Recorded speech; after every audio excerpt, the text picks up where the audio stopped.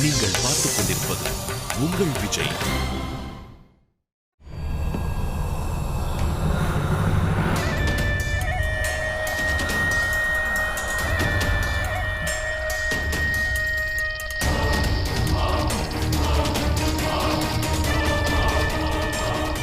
நாகராஜன் தக்ஷகனே,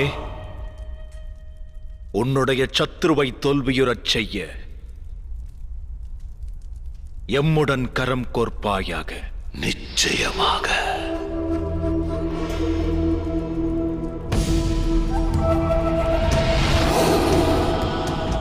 இந்த வாய்ப்புக்காகவே இத்தனை காலமாக காத்துக் கொண்டிருந்தேன்.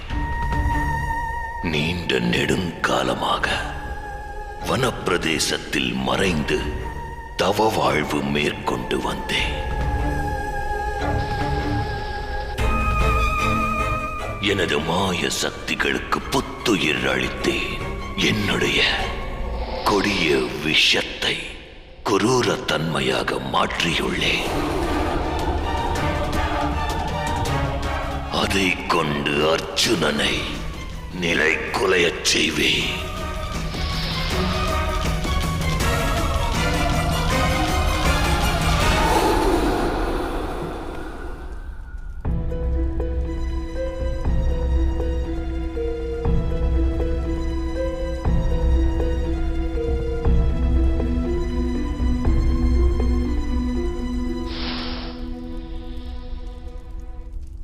நான் தம்முடைய பாணத்தில் உறைவேன். வில்விட்டு புறப்படும் கர்ணனின் பாணம்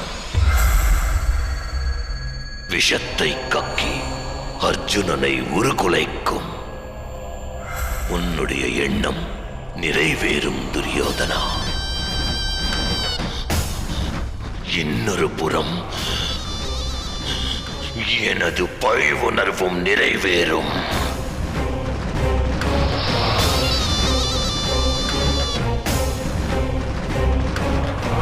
நாளை அர்ஜுனனுடைய மரணம் நிச்சயம் நடக்கும். இது தவறு மித்திரா. என்னுடைய திறன் மீது நம்பிக்கை குறைந்ததா? நாளை அர்ஜுனனை சூழ்ச்சியின்றி நான் வீழ்ச்சி பெறச் செய்வேன். இது அதர்மம் அல்லவா? அங்கதேசத்து அரசே, இன்று உனக்கு இந்த செயல் அதர்மமாக தெரிகிறதல்லவா? நினைவில் கொள்.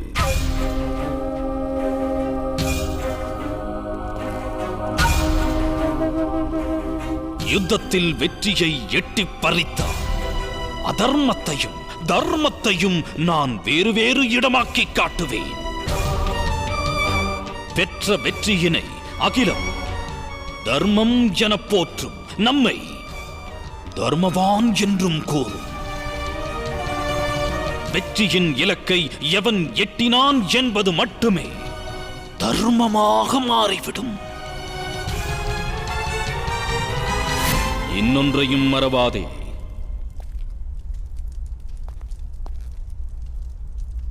தக்ஷகன் யுத்தத்தில் பங்கெடுத்து அர்ஜுனனை வதைத்தெறிந்தால் உன்னுடைய சபதம், உன்னுடைய உயிர் இரண்டுமே காக்கப்படும்.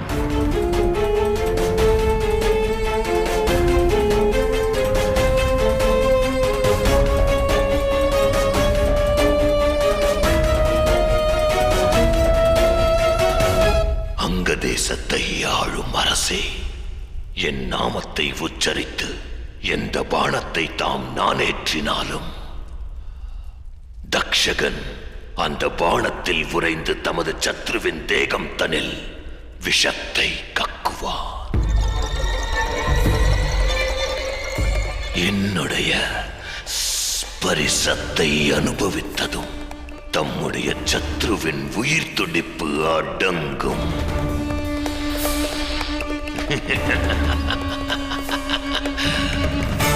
தக்ஷகன் தாம் நானேற்றும் எந்த பாணத்தில் உறைந்து சத்ருவை தாக்குகிறானோ அத்தாக்குதலை தம்முடைய சத்ரு அர்ஜுனனால் தடுத்து நிறுத்தவே இயலாது. இன்னும் சுருக்கமாக கூற வேண்டும் எனில், நான் உரைகின்ற அந்த பானம் தமது இரண்டாவது சக்தி அஸ்திரமாக மாறும். நினைவில் கொள்ளுங்கள் அரசே.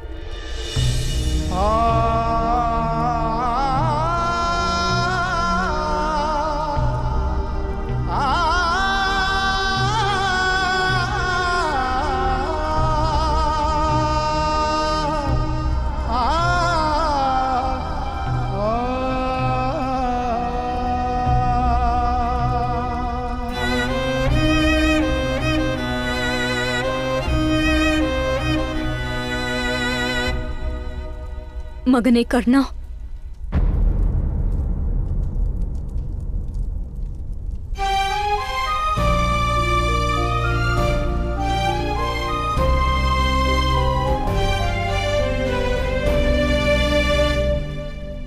ராஜமாதா,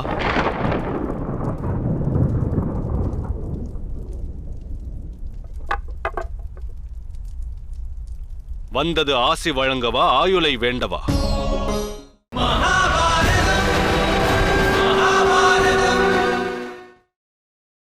நீங்கள் பார்த்துக் கொண்டிருப்பது உங்கள் விஜய். வந்தது ஆசி வழங்கவா ஆயுளை வேண்டவா? தம் புதல்வரில் 4வரின் வாழ்வினை முன்பே தானமளித்து விட்டேன். தேகத்தின் ஒரு அங்கத்தை நறுக்கினாலும் அந்த கொடிய வேதனையை முழு தேகமும் அனுபவிக்க வேண்டி வரும். அதைப் போலவே தாய் என்ற பிள்ளைகளில் ஒரு பிள்ளையின் உயிருக்கு ஆபத்து என்றால் அது அந்த தாயுடைய பிராண சங்கடம் அல்லவா? நான் உன்னிடம் ஒன்று வேண்டுகிறேன்.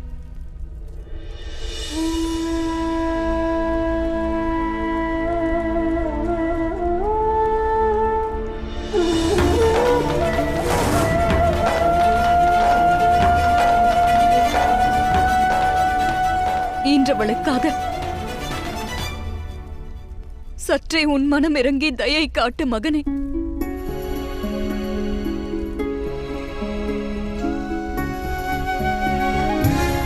நான் நன்கு அறிவேன், நீ வாக்கிற்கு கட்டுண்டவன். ஆகையால் அளித்த வாக்கை மீறு என உன்னை வற்புறுத்த மாட்டேன். இருப்பினும் அனுக்ஷணமும் மரண வேதனையை அனுபவிப்பதற்கு பதிலாக கணத்தில் மரணிப்பது மேல் அல்லவா என்று நீயும் அர்ஜுனனும் ஒருவரை ஒருவர் ஆக்ரோஷமாக தாக்கி போர் புரிவீர்கள். அச்சமயம் என் வாழ்வே அச்சமயமாகும். ஆகையால் மகனே, நான் உன்னை மன்றாடி வேண்டுகிறேன். இந்த துர்பாகியவதியை இப்போதே வதைத்து விடு.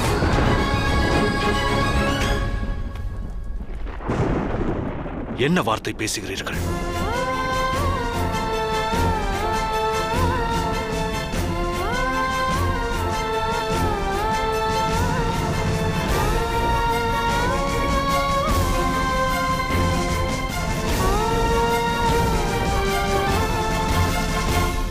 வீரனது தாய் வெற்றித் திலகம் இட வேண்டுமே தவிர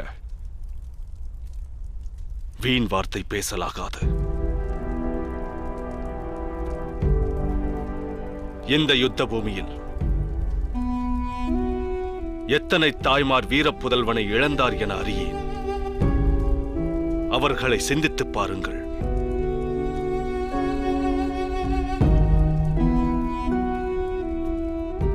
தாம் ராஜமாதா, தாம் ராஜ்யத்திற்கே தாயாவீர்கள். வீரர்களை ஈன்ற வீரத்தாய். புத்திரன் பிராணனை எண்ணி இரு நேத்திரம் கண்ணீர் வடித்தால் அகிலம் அவதூறு கூறாதா? புத்திரன் வீரத்திற்கு இழுக்கு ஆகாதா? என் செய்வேன் மகனே.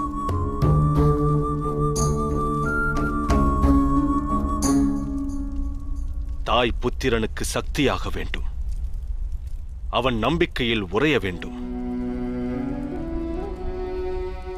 நான் தம்மிடம் வேண்டுகிறேன், தம்முடைய புதல்வனை அவனுடைய கடமையை ஆற்ற அனுமதியுங்கள். அதற்கு அனுமதித்தால் எவ்வாறு? தமது புதல்வன் ஹிருதயத்தில் அளித்த வாக்கு நினைவில் உள்ளது தாயே.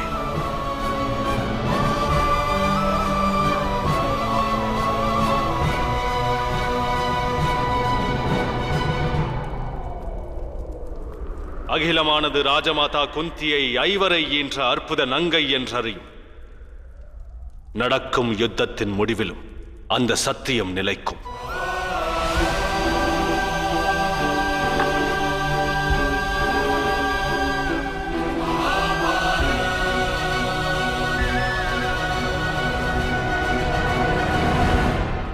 இன்னொரு வேண்டுகோள் மகனே.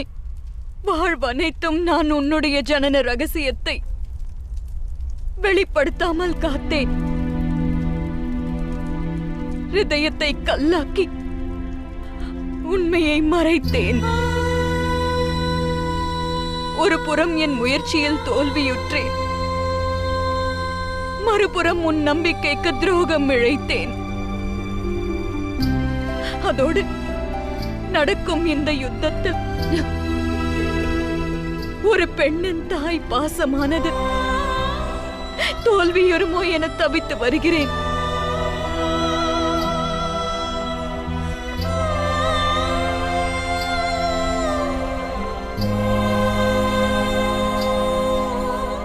நான் உன்னிடம் ஒன்று வேண்டுகிறேன். அதற்கு நீ அனுமதி வழங்க வேண்டும். இந்த யுத்தத்திற்கு பிறகாவது உன்னுடைய ஜனனம் பற்றிய ரகசியத்தை இந்த அகிலத்திற்கு அறிவிக்க அனுமதி வழங்குவாயா?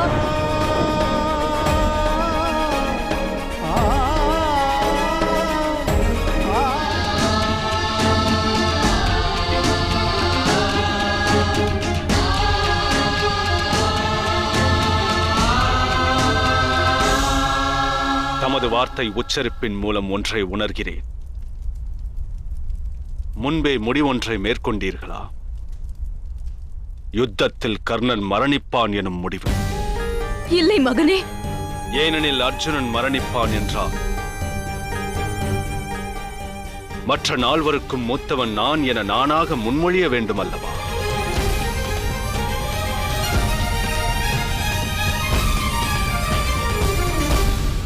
ஆனால் என்னை வதைக்கும் அளவு அர்ஜுனன் திறன் பெற்றிருப்பானே. ஆனால் நான் தமக்கு அனுமதி வழங்குகிறேன். கர்ணன் மண்ணில் சாய்ந்த பிறகு தமது புதல்வர்கள் எனது அந்திமச் சடங்கை சத்ருவாக அல்லாது சகோதரத்துவத்தோடு நடத்தட்டும். சொந்தங்கள் பந்தங்கள் சோதனையை தேடினரே, தர்மம் இங்கு பலியாகுமோ? அரவணைக்கும் உறவுகளும் பரிதவிக்கும் நிலை கொண்டால் அதர்மம் இங்கு வெற்றியை பெற்றிடும். யுத்தத்தின் 17ஆம் நாள்.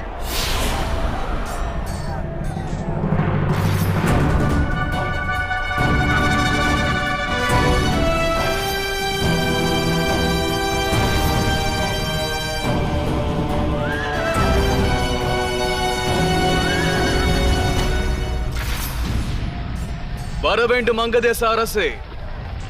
துவந்தத்திற்கு சித்தமாகுங்கள். நான் உனது வரவையே எதிர்பார்த்திருக்கிறேன். குருகுலம் பயின்ற அஸ்தினாபுரத்தில் நீ கலையை வெளிப்படுத்திய தினம் முதல் உன்னை எதிர்கொள்ளும் தினத்தை எதிர்பார்த்திருக்கிறேன். தனுர் வித்யையில் தலை சிறந்தவன் எனும் ஸ்தானம் எனக்கு நல்கப்பட வேண்டும் என்பதற்காக வாழ்வனைத்தும் காத்திருக்கிறேன். காத்திருந்ததை விட வீரம் வெளிப்பட்டிருந்தால் லாபம் அளித்திருக்கும். எனது எண்ணத்தை கூறுகிறேன். ராஜாளி என்ன தீங்கிழைக்கும் என்று சுண்டலியானது எண்ணம் கொண்டதா? ராஜாளியுடன் மோதாது காத்திருந்தால் ராஜாளி ஒரு நாள் பறந்து வந்து தன் நகம் கொண்டு அதை பற்றும். அந்த குறிப்பிட்ட தினம் சுண்டலிக்கும் வானில் எழும் வாய்ப்பு கிட்டும். அதுபோல இன்று குலம் தாழ்ந்த ஒருவனுக்கு நீ வில்லுயர்த்தும் வாய்ப்பை நல்கப் போகிறாய். என்னை பலமற்றவன் என இகழும் முன் தாம் ஒன்றை சிந்திப்பீர்களாக. சக்தி அஸ்திரத்தில் இருந்து தப்பிக்கும் எண்ணத்தில் சகோதரனுடைய புத்திரன் உயிரை பலிவாங்கியவன் பலவானா?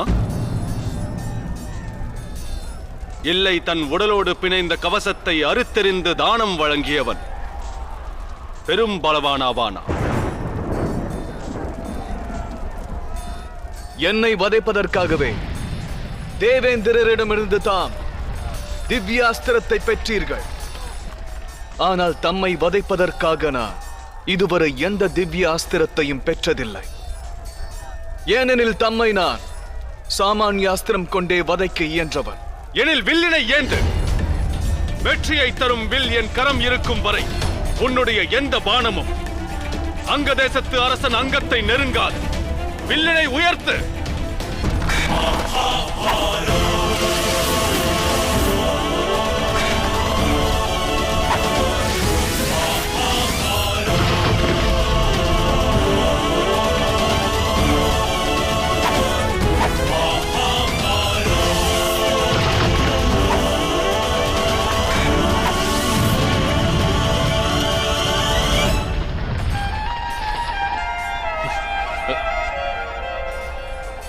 அன்பு மருமகனே, உன் நண்பனுக்கு என்னவாயிற்று? அவன் ஏன் தக்ஷனுக்கு உத்தரவு பிறப்பிக்க மறுக்கிறான்? அவனுடைய மனதில் அவன் என்னதான் நினைத்துக் கொண்டிருக்கிறான்? இது பற்றி தீர்மானிக்க நான் இப்போதே கர்ணனிடம் செல்கிறேன். ஏன் இன்னும் அர்ஜுனன் உயிரோடு இருக்கிறான் என்று வினவுகிறேன். அர்ஜுனனது மரணகாலம் கடந்து கொண்டிருக்கிறது.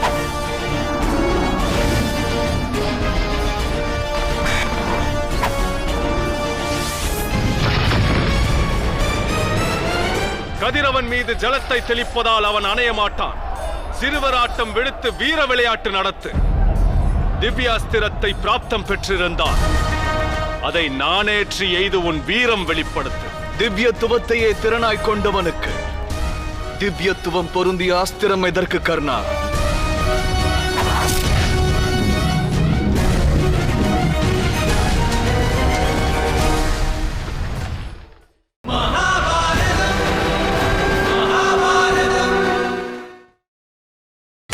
நீங்கள் பார்த்துக் கொண்டிருப்பது உங்கள் விஜய்.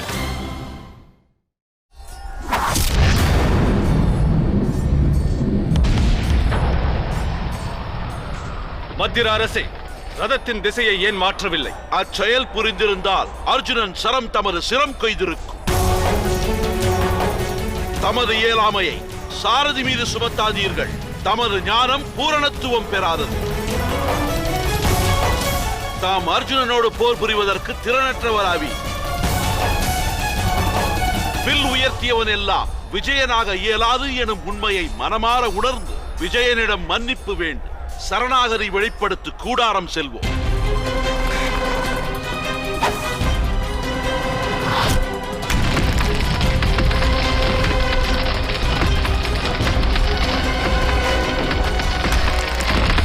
மத்திர அரசே, சுவரை அர்ஜுனன் உடைக்கும் வேளையில் மறுபுறத்திலிருந்து தாக்குவோம். ரதத்தை அத்திசையில் செலுத்துங்கள். அது சொர்க்கத்திற்கான திசை அல்ல கர்ணா.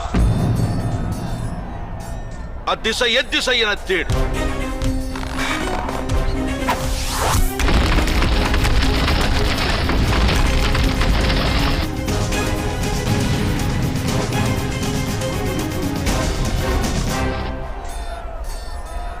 நீ பாதாளம் சென்றாலும் அர்ஜுனன் உன்னை கொல்லும் காலனாய் பின்தொடர்வான். பாவங்கள் புரிந்தவன் மரணத்தை வெல்ல இயலாது. அதை புரிந்து கொள் கர்ணா. எதிர் நிற்கும் அர்ஜுனன் உன் திமிர் உடைக்க வந்தவன். மரணம் உன் எதிர் வந்திருப்பதை உணர்வாயாக. தமது வீண் பேச்சை தாம் நிறுத்தவில்லை எனில் நான் தம்மை வதைக்க வேண்டி வரும். என்னை வதைக்க உன்னால் இயலும். ஆனால் என்னை வதைக்கவா நீ யுத்தகளம் புகுந்தாய் என சிந்தித்துப் பார். ராஜகுமாரன் அர்ஜுனா, ரதத்தில் உள்ள இப்பாலகன் உன் வில் கண்டு பதைபதைக்கிறான். உயர்த்தியவில்லை, சற்று தாழ்த்து.